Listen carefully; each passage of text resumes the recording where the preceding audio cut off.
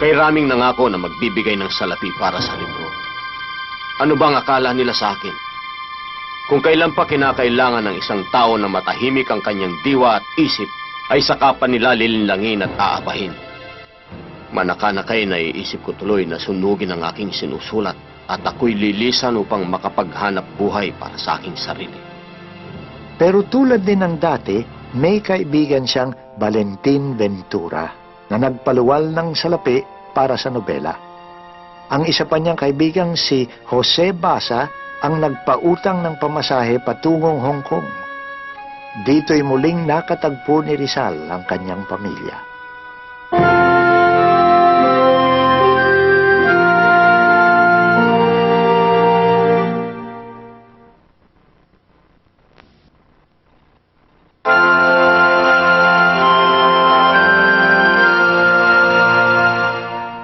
Nang mabalitaan ng mga Espanyol na pabalik na si Rizal sa Asya, minabuti nilang ilipat si Pasiano at ang kanyang mga bayaw sa Hulo. Sa kabutihang palad, nakatakas sila at nakapuslit patungong Hong Kong kasama si Don Kikoy. Sumunod na pinag-initan ang kawawang si Doña Lolay. Dinakip siya sa balighong paratang ng hindi paggamit ng tamang apelyido. Mula sa Maynila, pinaglakad siya ng 4 na araw hanggang Santa Cruz, Laguna. Isipin mo na lamang ang isang matandang babae na 64 anyos, umaakyat ng bundok at naglalakad sa kalye. Naawa ang Gobernador Silio, pinawala ng matanda, at pagkaraay pinahintulutang pumunta sa Hong Kong. At sa isang maamong panahon ng biyaya, muling nagkasama ang mag-anak na Rizal upang salubungin ang bagong taon. Nagbukas si Rizal ng klinika. Ang mga kapatid niyang babae ang namamahala ng mga gawaing bahay. Masaya ang kanyang mga magulang, lalo na si Don Kikoy na laging nakatanaw sa mga bapor sa dagat. Maligayang-maligaya na sana ang pamilya. Pero hindi mapalagay si Jose sa kapayapaan. Gayong alam niyang napakaraming dapat gawin. Sinulat niya, inilimbag, at ipinadala sa Maynila ang konstitusyon ng isang samahang tinawag niyang Liga Filipina, na naglalayong himukin ang mga Filipino na magtulong-tulong upang gumawa ng mga kinakailangang pagpabago sa bayan. Nagpunta din siya sa Sandakan, North Borneo, na ngayoy Sabah, sa pagnanasang magtayo ng bayan-bayanang malilipatan ng mga Filipinong ipinatapon mula sa Kalamba. Iniharap niya ang planong ito sa bagong Gobernador General Despujol, kasama ng paghingi ng pahintulot na bumalik upang ayusin ang ilang personal na bagay. Pinahintulutan siyang bumalik, pero walang ibinigay na garantiya sa kanyang kalayaan. Ano't anuman, isa itong bagay na matagal na niyang napaghandaan. Mga mahal kong magulang at kapatid, maligaya kong isusugal ang aking buhay upang iligtas ang napakaraming inosenteng tao. Mga giliw kong pamangkin, mga anak ng mga kaibigan na nagdurusa dahil sa akin. Sino ba naman ako? Isang tao lamang, walang mag-anak, tinatabangan na sa buhay. Umaasa ako na matutuwa ang aking mga kaaway at ititigil na ang pagpapahirap sa mga inosente. Madilim ang aking kinabukasan at patuloy itong didilim kung hindi masisinagan ng liwanag ng bukang liwayway sa aking tinubuang lupa. At nakita niya ang liwanag na yon, bagaman panandalian at puspos ng kalungkutan nang ipatapon siya sa malayong bayan ng Dapitan na nasa probinsya ngayon ng Zamboanga del Norte. Tumira si Rizal kasama ng komandanteng militar at ng kanyang may bahay na kapwa niyang nakagaangan ng loob. Tumaya sila sa loteriya ng magkabakas at nang manalo sila'y pinaghatian ng premyo. Dahil dito'y nakabili si Rizal ng lupain sa dalampasigan ng Talisay sa halagang 18 piso. Noong unay, isang kubo lamang ang kanyang itinirik. Do'y nagpapalipa siya ng umaga't maghapon, nagbabasa, nagsusulat, at pagkatake, pagbabalik na sa tahanan ng komandante.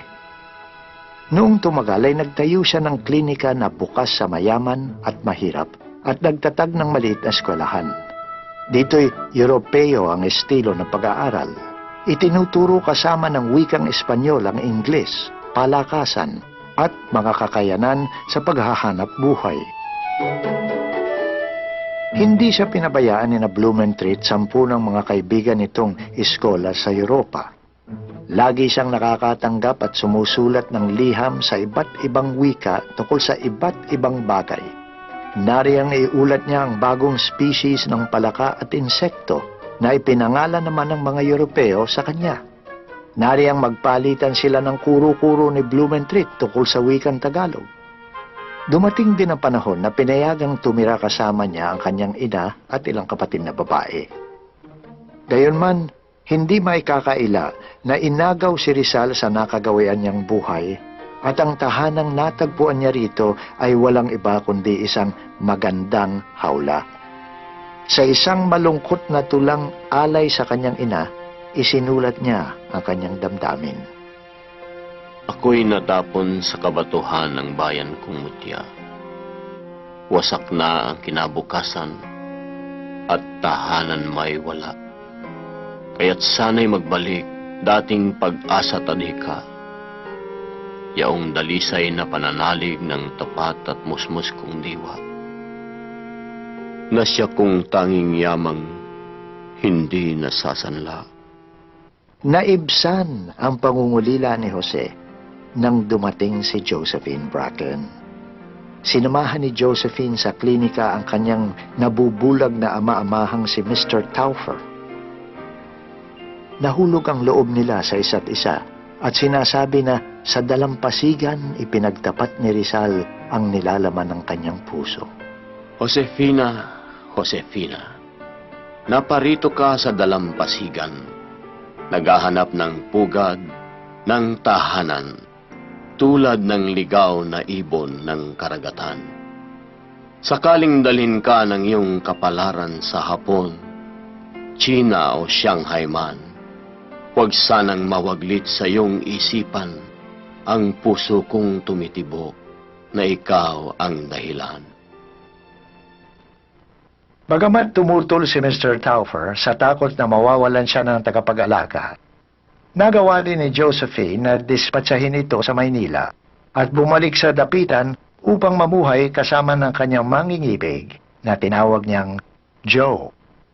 Pinagkaitan sila ng kasal hanggat hindi formal na nagbabalik loob si Rizal sa simbahang Katoliko.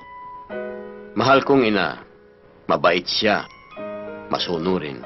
Naglalabas siya, nananahi, nagluluto, pinaliliguan at nilalaro ang kanyang mga pamangkin. Walang Pilipinang makahihigit sa pag-aalagang ginagawa niya sa akin. Kasal lamang ang kulang sa amin. Pero ikaw na rin ang nagsabi noon, nanay, na mas mabuti pa ang mga nagsasama sa grasya ng may kapal kaysa sa mga kasal na nagkakasalang mortal. Gawin man ni Rizal ang lahat ng paliwanag. Ikinahiya ng ilang miyembro ng kanyang pamilya ang kanilang pagsasama. Ayon kay Josephine, kung minsan pinagduduldulan pa ito sa kanyang mukha sa harap ng kanilang mga pamangkin. Gayunman, tiniis niya ang lahat ng pasaring. Pero sadyang mahirap takasan ng mga kamay ng kasaysayan. Tinanggihan man ni Rizal ang plano ng mga katipunero na itakas siya't gawing haligi ng himagsikan. Hindi maikakaila na malaki ang nagawa ng kanyang mga sinulat, ginawa at sinabi sa kamalayan ng mga taong nagpasyang makibaka. Ang dahil ay matagal na niyang itinakwil ang politika, matapos ng kapahiyaan sa Madrid. Ang pagkaudlot ng lahat ng kanyang plano upang bumangon muli sa sandakan, at ang naunsyaming pagpapalaganap sa Liga Filipina. Pinili niya ang kapayapaan, ang buhay na sa wakas ay tahimik. Ang buhay na sa unang pagkakataon ay kanyang-kanya. Sinunod niya ang payo ni Blumentritt na magboluntaryo bilang manggagamot sa Cuba.